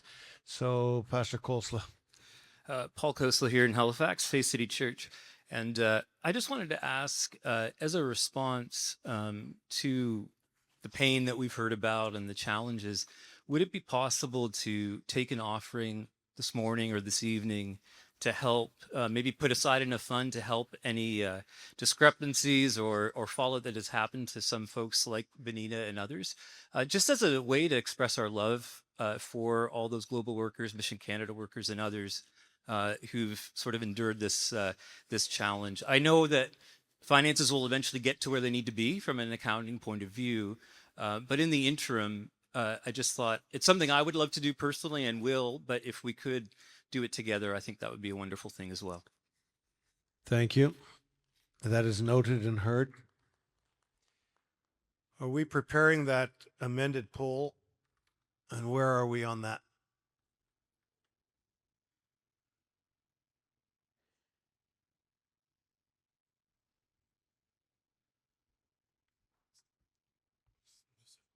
While you're working on that, I will recognize microphone two. Tammy Youngins, Mission Canada worker. Just to speak to the amendment, if we could include Mission Canada workers, not just global workers, in that amendment, I would appreciate that. Thank you. The original mover agrees. Does the seconder, who I saw right at the back, I see that hand. You can come to the front for salvation. Thank you. We will add that to the motion with agreement from the original mover and the seconder. It's coming up. While it's coming, this will be the last from the floor. I recognize microphone 3. Hi, Renata Welton in Malawi. There was a question that came online from David Black wondering why the constituents had not been informed. At various points, at various times, through various channels, we were told not to. And today I was terrified to get up to this mic and get blacklisted by all of you wonderful churches that support our family. But you need to know this is the heart's cry of every global worker, and that we were told at various points by various people not to inform our donors and our supporters. And I'm not asking for an answer from that, but I did want to answer Pastor Black's question because it's unfair for you to sit here and wonder why we've been quiet. A pastor said to me on Sunday morning when I was getting ready to preach in St. Margaret's Bay, we're supposed to be partners, and it doesn't feel like partnership when you have information and you don't share it. So I'm being super honest. Love all of you. I have my Bible college professors here all the way to my current colleagues, and I want to feel like I'm with family, but I also, that means I need to be honest. And you can talk to us and find out the avenues of that, but that's the truth. Thank you. Thank you.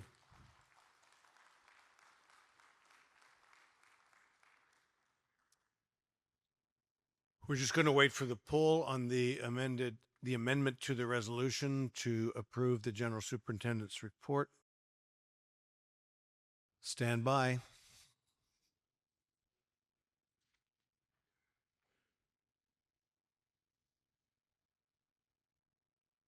Point of order, Chair. Yeah, Mr. Chairman, it's a point of order. Got my point of order first. Okay, go ahead, sir. Point of order, Chair. Yes. Just want to make sure that any discussions pertains only to the amendments at the floor and not any other information at this time. Thank you. Thank you. Is your point of order? It's not quite related to sorry. that. It's concerning the limiting debate. Normally, you have to have a 2/3 vote to limit debate. I understand if it's recommended, that's one thing, but maybe our parliamentarians can check on that. I do hear you.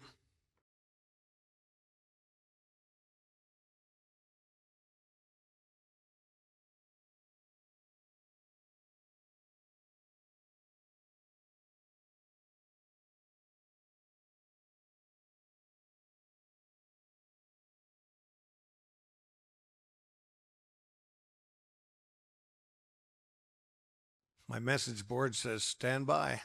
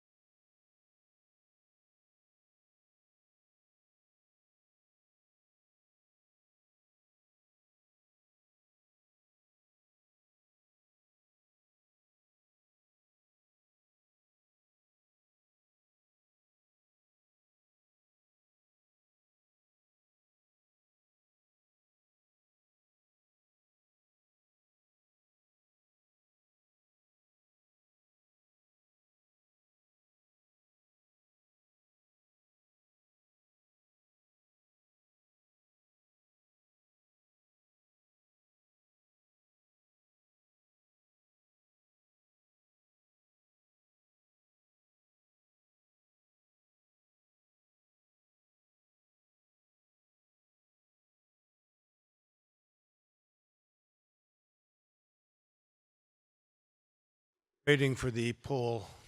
If there is anyone that wants to speak to the amendment for or against, not just about the general problem we've been talking about, but about the specific amendment that was proposed with the acceptance of the superintendent's report, if you want to speak to that, you can speak to that amendment.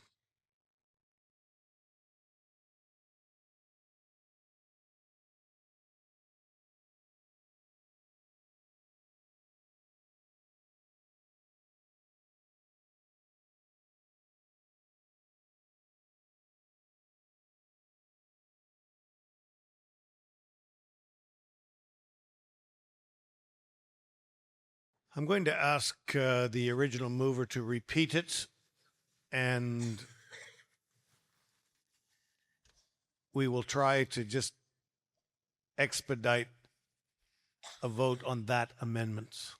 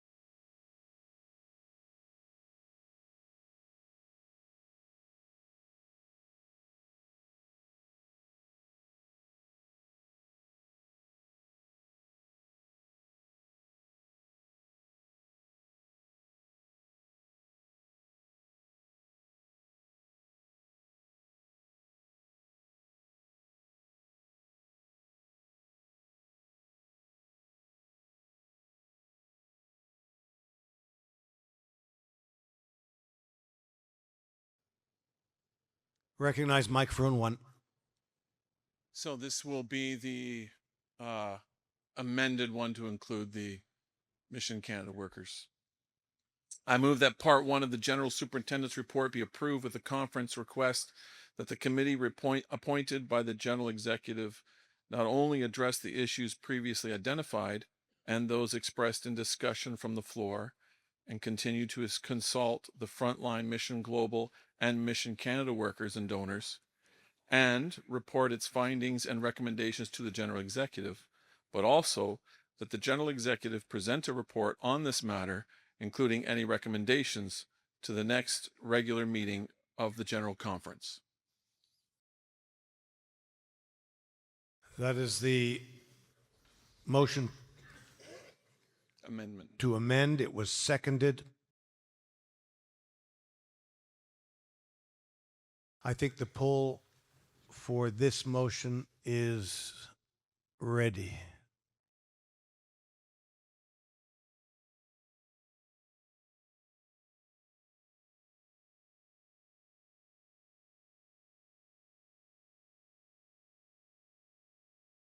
As I understand it, this is a motion to receive or approve the General Superintendent's report with the amended or the amendment attached to it so that we can continue with business.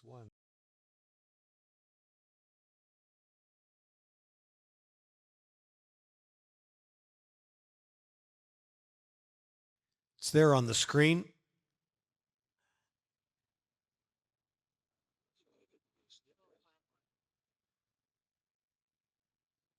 Mr. Chair? Yes. Just for accuracy on the screen, I think that's it, except for the fact that in the 5th line, that should read not only just Mission Canada donors, but that should read Global workers and Mission Canada workers and donors. So if we can insert between Canada and donors, workers and. Yeah, so Can you make that adjustment, please, at the back?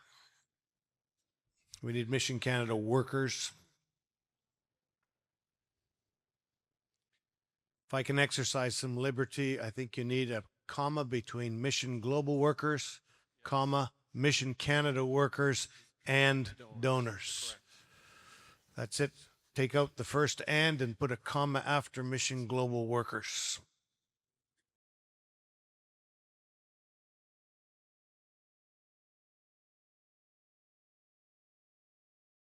That one seems a little bit more difficult. Frontline Mission Global Workers, comma, Mission Canada workers and donors, please.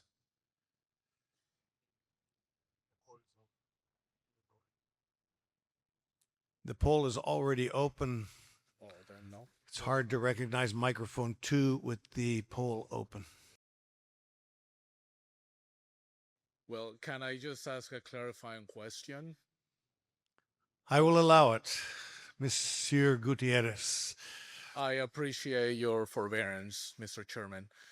Just a clarifying question. The next regular meeting of the General Conference, are we talking about 2 years from now, or are we talking about the AGM next year?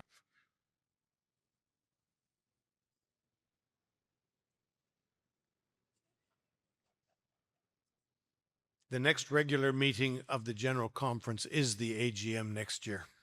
Okay, that's all. Thank you.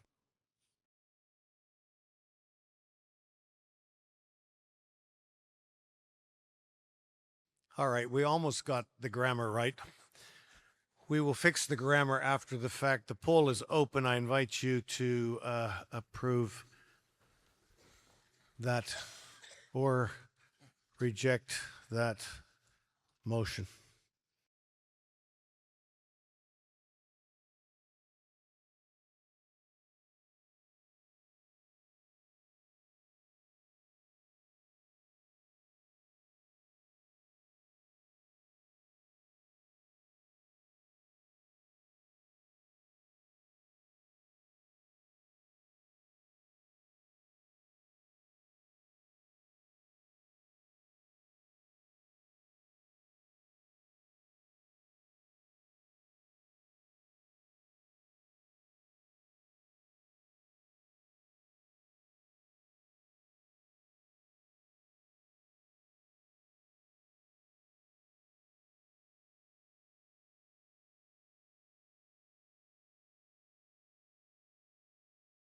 We're just waiting for it to close, and I'll announce the results, and we will move forward. Poll is closed. Thank you. The motion passed 460 votes, 420 yes, 40 no. It is carried.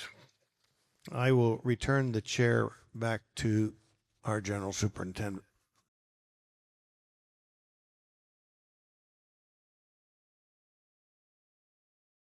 So thank you for engaging with us with such openness and honesty. The purpose of my presenting the report and the opening remarks I made were exactly to acknowledge what has now been expressed on the floor. With seriousness, we engage this process moving forward. We definitely apologize and regret for oversights and mistakes made along the way. And we especially grieve for the pain caused for our global workers and our Mission Canada workers and others that have been very directly impacted by this process that's gone awry. But we are also very committed to do God's work well and to do it in a way that it also facilitates the mission of God, because as was shared by several of our workers, but would also be in our heart, we want our people free to do the mission of God. And we want to be alongside of them. And I know the full circle within the missional life, from on the field through to being the pastor of a mission committee in a very mission-focused church, and the expectations regarding how things are done, and the joy in seeing ministry done well. So as chair, I think this matter was the matter to engage in this first day of business here at this conference. We are going to be focused on our mission globally and in Canada in the evening session, and we want you fresh for that and know the determination remains for us to be a relationally based mission family.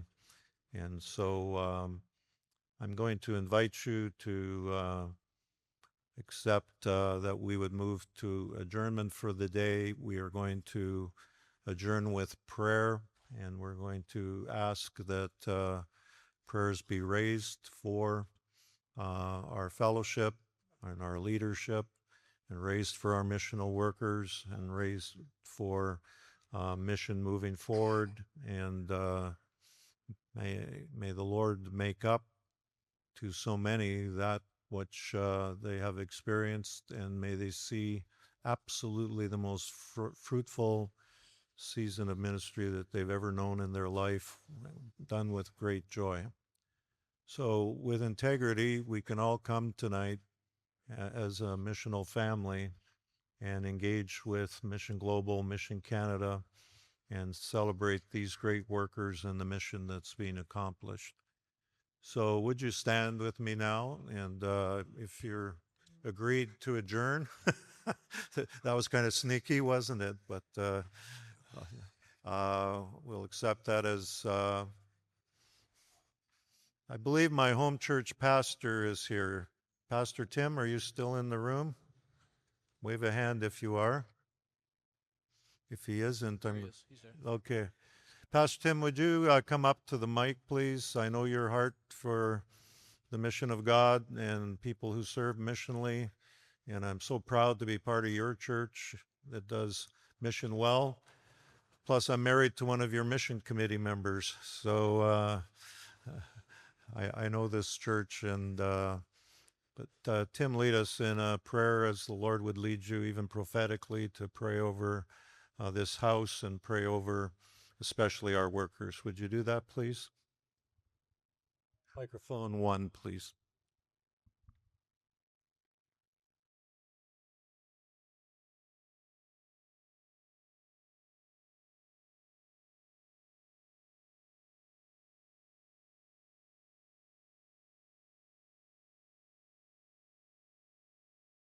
Lord, our hearts grieve here today